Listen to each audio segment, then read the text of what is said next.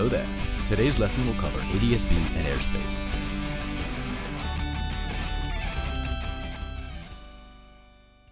We'll start with a short scenario to work on your emergency procedures, introduce ADSB, and run through the basics of the airspace system, and wrap up with a short quiz. Ready? Let's hit it. Here's the situation. You're cruising at 3,000 feet on a short flight from Payne to Jefferson. Watch the next clip and think about what you would do.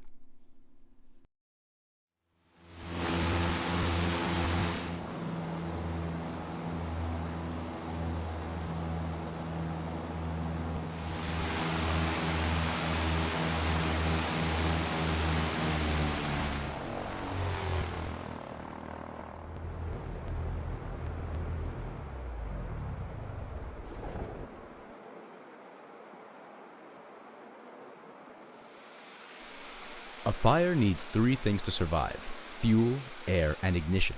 In flight, we can try to starve the fire by removing fuel. Like any emergency, in the event of an engine fire, the best thing to do is to run through your emergency procedure checklist. When I fly, I always have the EPs on my kneeboard readily accessible so I don't have to look for them in my flight bag. Mixture, idle cutoff, fuel shutoff valve off, auxiliary fuel pump off, master switch off, airspeed 100 knots, and execute a forced landing. In this sim ride, I was fortunate enough to find a smooth landing surface. In a real-world emergency, we would exit the aircraft with the fire extinguisher and attempt to extinguish the fire, or clear the area depending on the severity of the fire.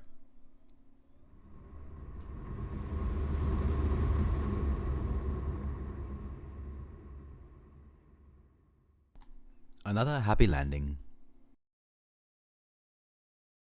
Let's talk about ADSB. ADSB stands for Automatic Dependent Surveillance Broadcast. The benefits of ADSB is that ground stations don't need to interrogate the system for a signal, and they can be a replacement for secondary surveillance radar. ADSB may increase a pilot's situational awareness when used properly. ADSB is required in Class A, B, and C airspace. In Class E airspace, at or above 10,000 feet MSL, excluding at or below 2,500 feet AGL, within the mode CVAL, above Class Bravo or Charlie up to 10,000 feet, and Class Echo airspace over the Gulf of Mexico, at or above 3,000 feet MSL, within 12 miles of the U.S. coast. Speaking of airspace classes, let's briefly discuss the various flavors of airspace.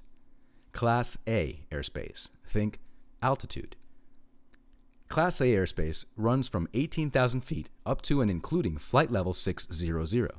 This includes the airspace overlying the waters within 12 miles of the coast of the 48 contiguous states and Alaska.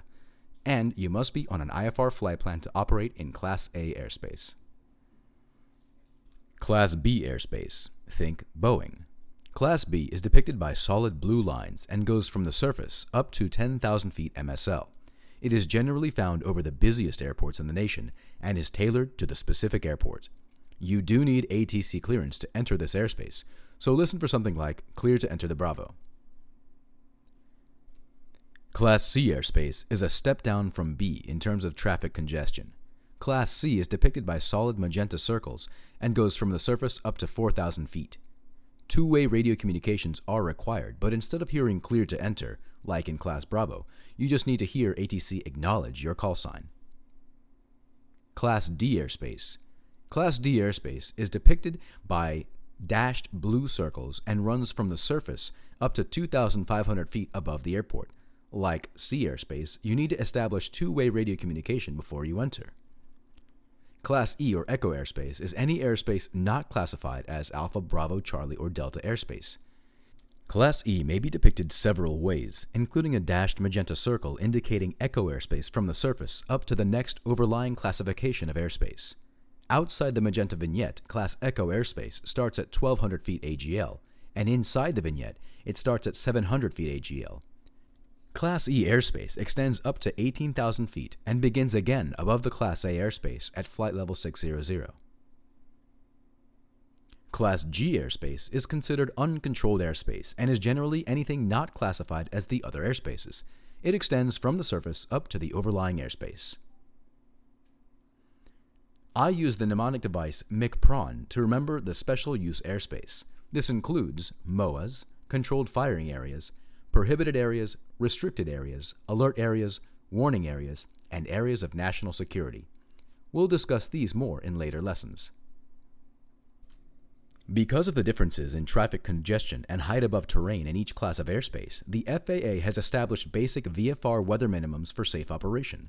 I would recommend taking a few minutes to make flashcards from this chart. For most airspace, I use 3.152 or 5.111 to remember weather minimums. Take 5 minutes now to actively recall what we discussed. When you're ready, start the quiz and pause the questions as needed. The answers will appear at the end of the quiz.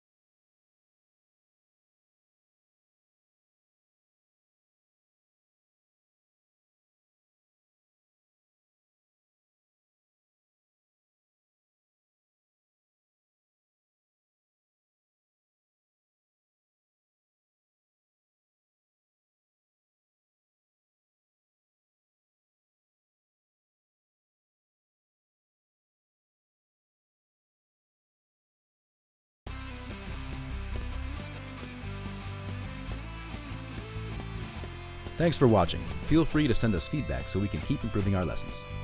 See ya!